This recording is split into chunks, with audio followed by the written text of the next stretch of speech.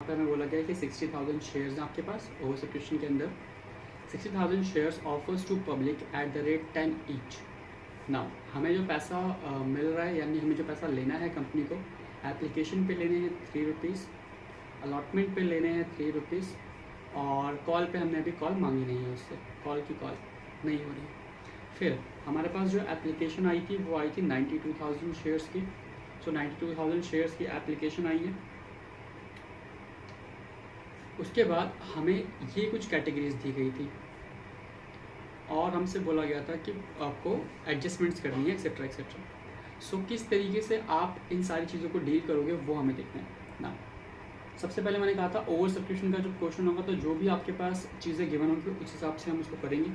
सो यहाँ पर हमारे पास 3 कंडीशंस गिवन है। पहली कंडीशन गिवन है कि जो 40,000 वाले शेयर होल्डर्स हैं, जिन्होंने 40,000 शेयर्स मांगे थे उनको मिलेंगे फुल शेयर्स, जिन्होंने 50,000 शेयर्स मांगे थे उनको मिलेंगे 40%, और जिन्होंने 20,000 शेयर्स मांगे थे उनको मिलेंगे सिर्फ और सिर्फ नील। नाउ कैटेगरीज मैंने कहा था जब ऐसा क्वेश्चन आएगा तो आपको कैटेगरी ड्रॉ करनी है। कैसे करोगे? एक सिंपल से यहाँ पर एक कॉलम बनाना जिसका नाम देना एप्लीकेशन, और वहीं पर अलॉटमेंट।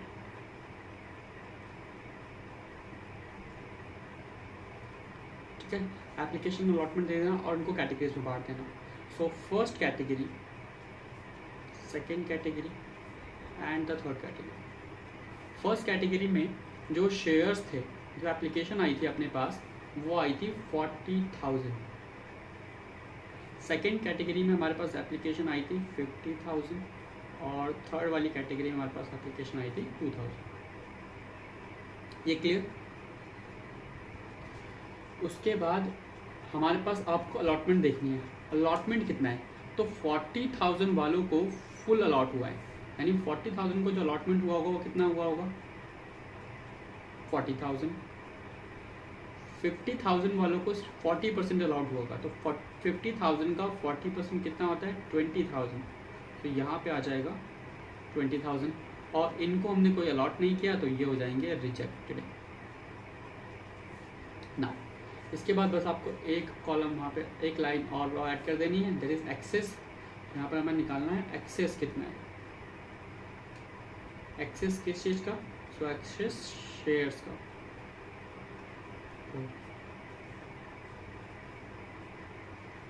सो यहाँ पे 40,000 कोई एक्सेस नहीं, 0। यहाँ पर आपके पास जो एक्सेस है वो है कितना?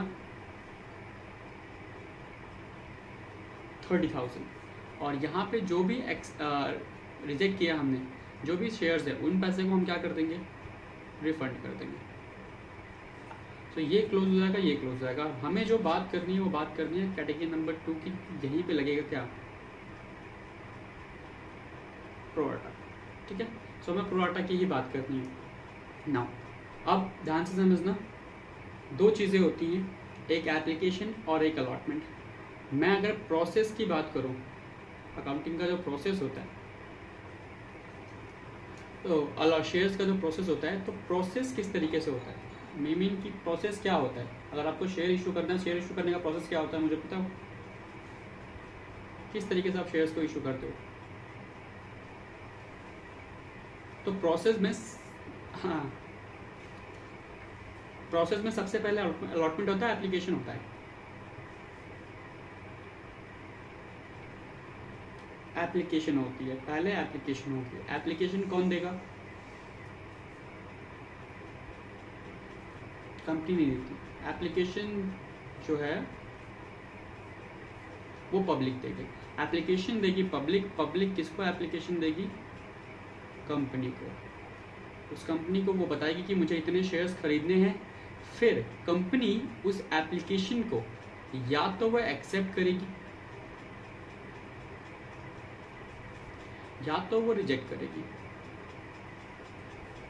सो अगर कंपनी एप्लीकेशन को एक्सेप्ट करती है, सो एक्सेप्ट करने के लिए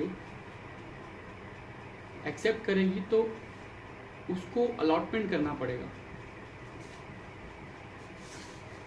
क्या करना पड़ेगा? अलॉटमेंट करेगा, क्योंकि एक्सेप्टेंस का मतलब है कि आपने ये प्रॉमिस कर लिया कि हाँ हम अपने शेयर आपको देंगे और अगर आप अपने शेयर्स उनको दोगे तो उसके बदले आप अलॉटमेंट करोगे। अलॉटमेंट का मतलब क्या होता है? शेयर्स देना, शेयर्स देना, शेयर्स अलॉट करना, ठीक है। रिजेक्शन का मतलब क्या है कि आपने शेयर्स नहीं दिए उनको। तो अगर आपने शेयर्स नहीं दिए तो उन्होंने आपको एप्लीकेशन दी थी और एप्लीकेशन के टाइम पे वो आपको देते हैं एप्लीकेशन मनी, जो कि एक तरीके की एडवांस मनी होती है। सो अगर आपने उनके शेयर्स को रिजेक्ट कर दिया सो उनके पैसे क्या कर दो?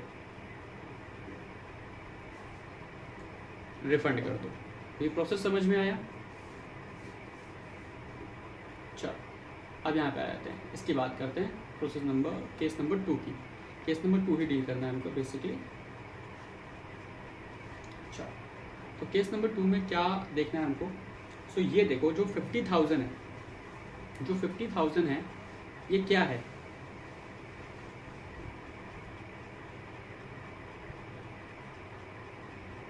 दिस इज एप्लीकेशन एंड ये 20,000 क्या है? अलॉटमेंट। और ये 30,000 जो है ये हैं आपके एक्सेस शेयर्स। एक्सेस शेयर्स का मतलब है कि लोगों ने, पब्लिक ने कहा था कि हमें आपके 50,000 शेयर्स परचेज करने हैं, बट कंपनी ने ओनली 20,000 शेयर्स दिए हैं पब्लिक को। लेकिन जब पब्लिक ने एप्लीकेशन मनी दी होगी, सो पब्लिक ने एप्लीकेशन मनी कितने शेयर्स पे दी होगी? 50 पे दी होगी, 20 पे दी होगी? 50 पे, क्योंकि आप तो 50,000 शेयर्स खरीदे जाते थे ना, सो आप तो 50,000 ही दोगे। हाँ, अब यहाँ पर हमारे पास सिर्फ हमको 20,000 शेयर्स मिले, तो हमारे पास एक्सेस कितना हो गया? 30,000 शेयर्स। तो हमें पहले एडवांस निकालना पड़ेगा। एडवांस मनी कितना होगा? कंपनी के पास एडवांस आ गया होगा 30,000 शेयर्स का। कंपनी के पास 30,000 शेयर्स पड़े हैं, तो एक शेयर्स पे कितने रुपए एडवांस आए होंगे? मुझे बताओ, कौन सा पैसा एडवांस होगा? एप्लीकेशन एडवांस होगा, अलॉटमेंट एडवांस होगा?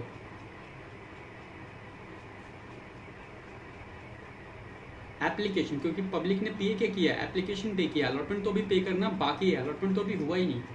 सो एडवांस क्या है? एप्लीकेशन।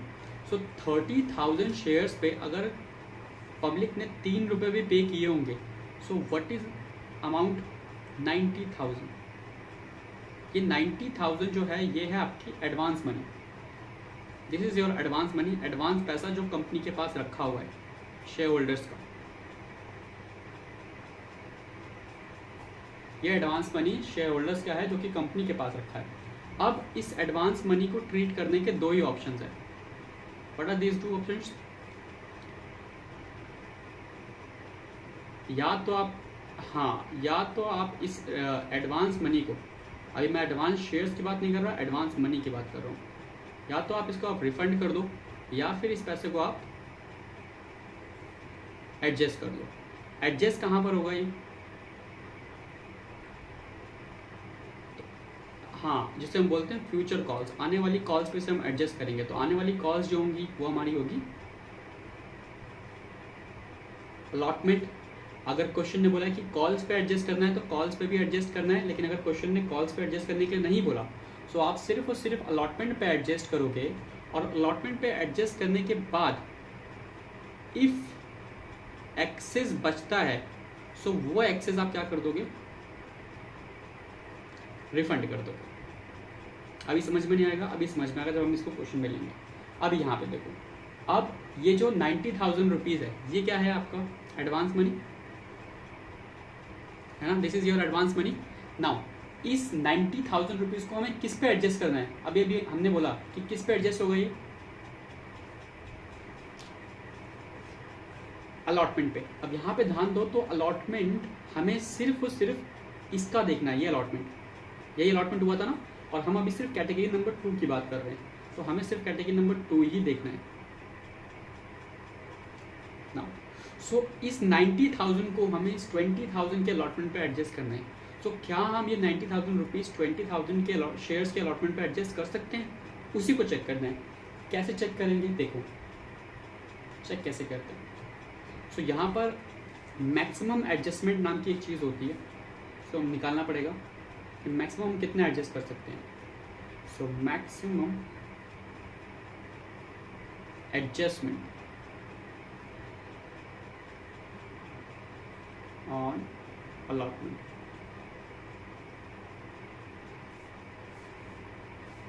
सो अलॉटमेंट के ऊपर सिर्फ और सिर्फ हम 20,000 शेयर्स के रुपए ले सकते हैं. सो अलॉटमेंट कितने शेयर्स का होगा? 20,000 शेयर्स पे. और जब हम अलॉटमेंट के पैसे मांगेंगे सो अलॉटमेंट पे कितने रुपए मिलने वाले हैं हमको? 3 रुपीज़. यहाँ पे कंफ्यूज मत होना कि यहाँ पे दोनों 3 हैं. ध्यान रखो, जब आप मल्टीप्लाई करोगे सो यहाँ पर आपने ऊपर जो लिखा था, ये जो शेयर्स हैं, ये कौन से शेयर्स हैं? अप्लाइड. तो उसके साथ अमाउंट भी कौन सा आएगा? एप्लीकेशन का. और नीचे जो हमने शेयर्स लिखे, ये कौन से शेयर्स हैं? तो यहाँ पे अमाउंट कौन सा आएगा? अलॉटमेंट का. तो कितने रुपए? 3 रुपीज़. सो कितना मैक्सिमम आएगा? 60,000. इट मीन्स कि आप अलॉटमेंट पे मैक्सिमम 60,000 रुपीज़ ही एडजस्ट कर सकते हो. That is your maximum. अब प्रॉब्लम क्या है? प्रॉब्लम ये है कि हमें एडजस्ट कितने करने थे और हम एडजस्ट कितने कर सकते हैं. सो अभी हमने कहा था कि हमें जो एडजस्टमेंट करनी होती है वो करनी होती है फ्यूचर कॉल्स पे. तो पहली फ्यूचर कॉल जो है वो अलॉटमेंट है. लेकिन अगर क्वेश्चन कुछ नहीं बोलता और अगर कोई एक्सेस पैसा बचता है, एक्सेस का मतलब क्या है कि आपके पास 90,000 का एडवांस था, उसमें से आपने 60,000 अगर आपने एडजस्ट भी कर दिए तो कितना एक्सेस बच गया? उस 30,000 में क्या करेंगे?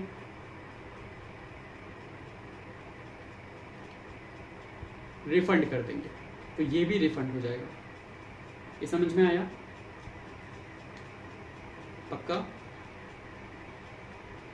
ठीक है. सो यहाँ पर आप मैक्स टू मैक्स 60,000 एडजस्ट कर सकते हो. सो बाकी का 30,000 जो है excess money, excess application money,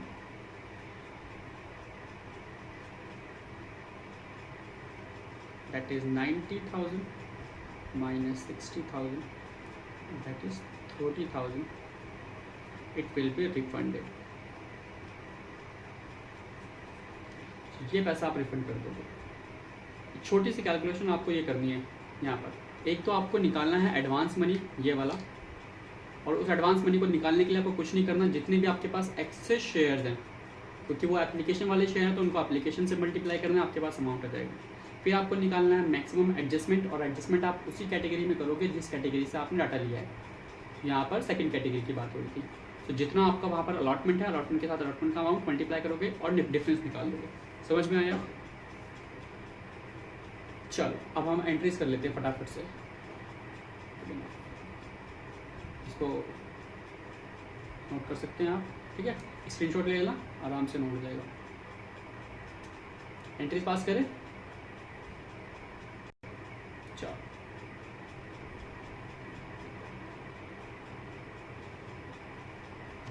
entries pass करते हैं.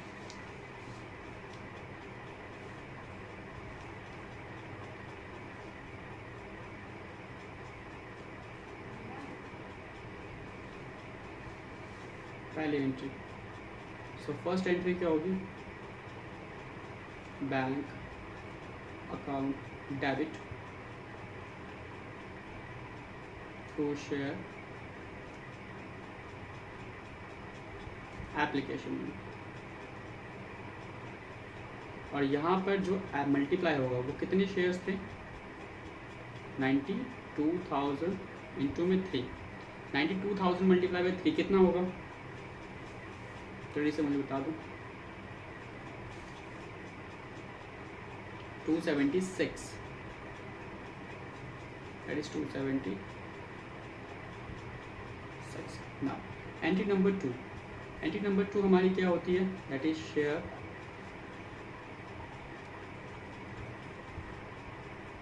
Share application account debit.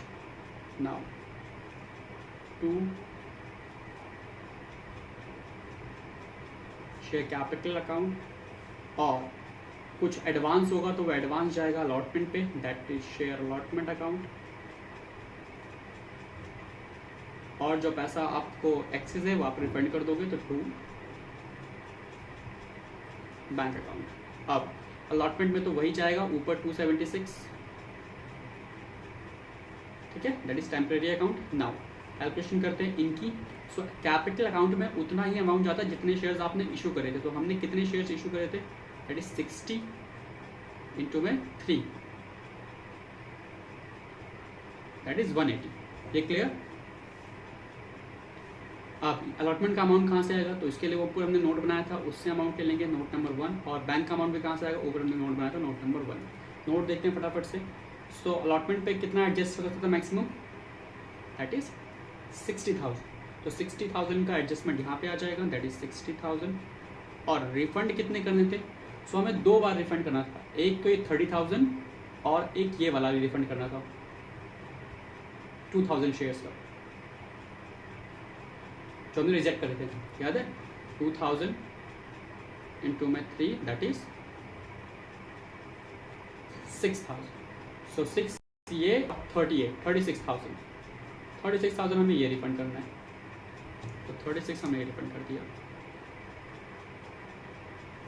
यहाँ पे मैं नोट ले रहा हूँ कि 2,000 शेयर्स तो हमने रिजेक्ट करे थे, तो उनके 3 रुपये प्लस 30,000 हमारे और थे जो हम एडजस्ट नहीं कर पाए, टोटल हो गए 36। क्या इन सब का टोटल 276 है या नहीं है,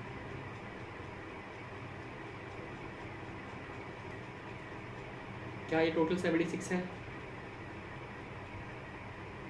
समझ में आया। चल अब अलॉटमेंट की एंट्री भी पास कर लेते हैं फटाफट से।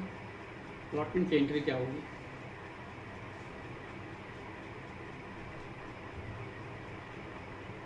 शेयर अलॉटमेंट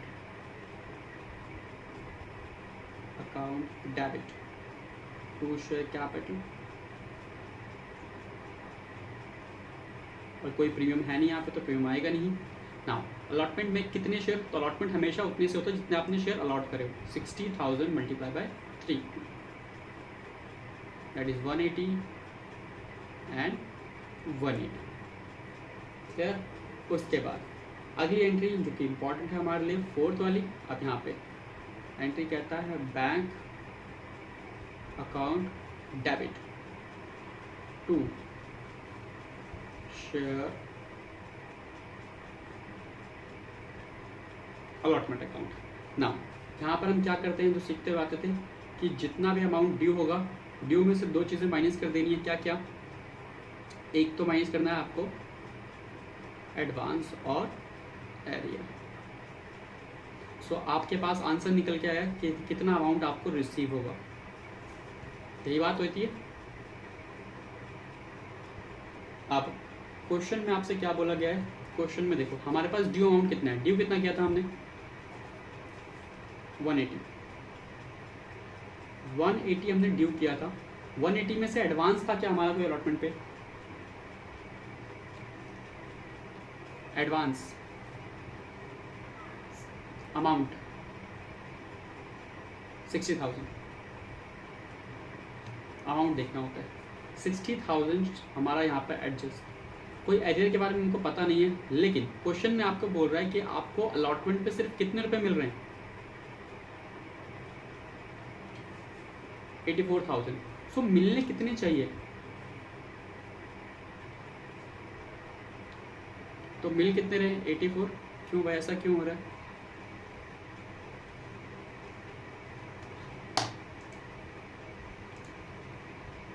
ऐसा क्यों हो रहा है। अगर 180 में से 60 चले गए तो 90,000 मिलने चाहिए थे ना, और मिल रहे हैं हमें 84। इसका मतलब क्या है कि 6,000 रुपीज़ का क्या है, एरियर। सो यहाँ पर आप लिखोगे इस this entry will B 84 and 84। इस एंट्री को करने का दूसरा तरीका भी है आपके पास,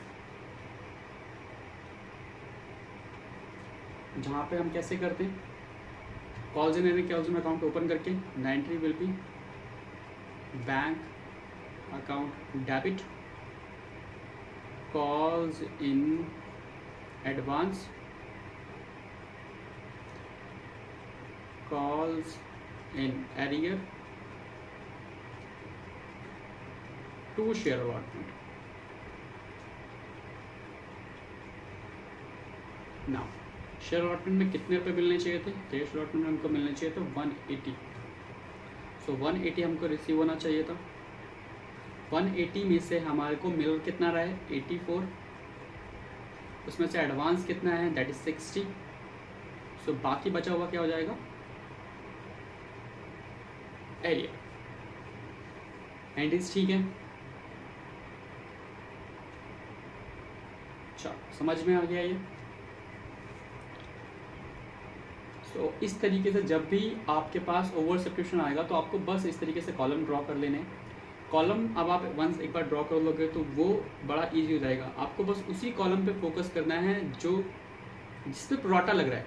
हमें औरों से मतलब नहीं है और हमारे लिए कोई यूज़फुल नहीं है. हमें सिर्फ उन चीज़ों उसी कॉलम से लेना देना है जो उस पर प्रोराटा लग रहा है.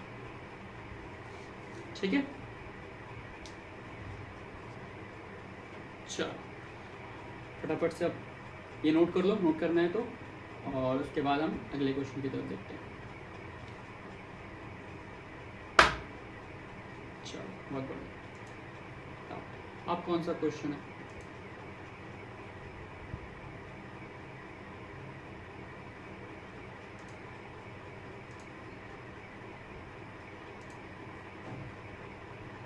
छोड़ दे तू आलस, अब जीत का आगाज कर. कल थे जो पेंडिंग वो काम सारे आज कर. Early to bed and early to rise है सोच जिसकी ऊंची, बड़ा सपनों का साइज. सेक्रीफाइस कर दे नींद, सेक्रीफाइस तेरा फोन, सेक्रीफाइस सारे दोस्त, sacrifice comfort zone. Facebook log out, full power work out. किताबें उठा लो, पूरी टीम को बुला लो.